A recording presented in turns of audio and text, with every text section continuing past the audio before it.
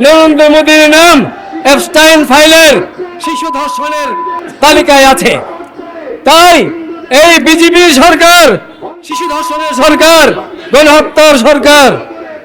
আমরা গজওয়াতুল হিন্দের জন্য আমাদেরকে তৈরি হতে হবে। আমাদেরকে ভারতের মানবতাবাদী মানুষদের সাথে আমাদের সমর্থন আছে। ভারতের যত মানবতাবাদী মানুষ আছে তারা আমাদের পক্ষে কথা বলে।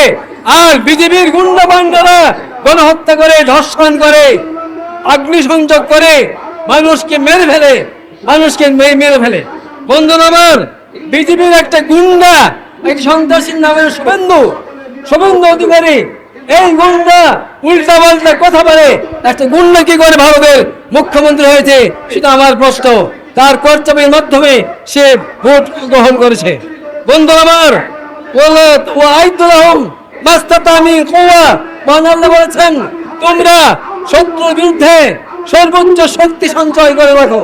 বন্ধুরা আমার, আমাদেরকে মুসলিম বিশ্বকে, চীন সহ সকল দেশকে মিলে একটা প্রতিরক্ষা জোট গঠন করতে হবে, যা ইহুদি এবং মুশরিকদের বিরুদ্ধে প্রতিরোধ ব্যবস্থা করে তুলবে।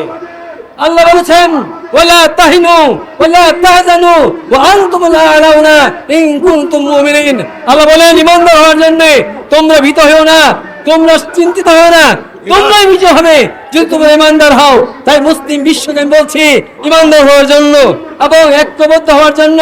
আল্লাহ বলেছেন, ওয়া তাসিমু বিহাবলিল্লাহি জামিয়া ওয়ালা তাফারাকু। তোমরা আল্লাহর উদ্যোগে ইসলামকে, কোরআনকে মজবুতভাবে ধারণ করো আর পরস্পর বিচ্ছিন্ন হইও না। তাই আমাদেরকে বিচ্ছিন্নতা দূর করে ঐক্যবদ্ধ হওয়ার চিন্তা করতে হবে। মুসলিম বিশ্বকে সামরিকভাবে ও বাণিজ্যিকভাবে পরস্পরের সাথে গভীর সম্পর্ক স্থাপন করতে হবে, সামরিক জোট তৈরি করতে হবে, শক্তিশালী প্রতিরক্ষা ব্যবস্থা গ্রহণ করতে হবে, শক্তিশালী জোট গ্রহণ করতে হবে। আমি বিশ্বকে শক্তিশালী জোট তৈরি করার, ঐক্যবদ্ধ হওয়ার আহ্বান জানিয়ে আমার বক্তব্য শেষ।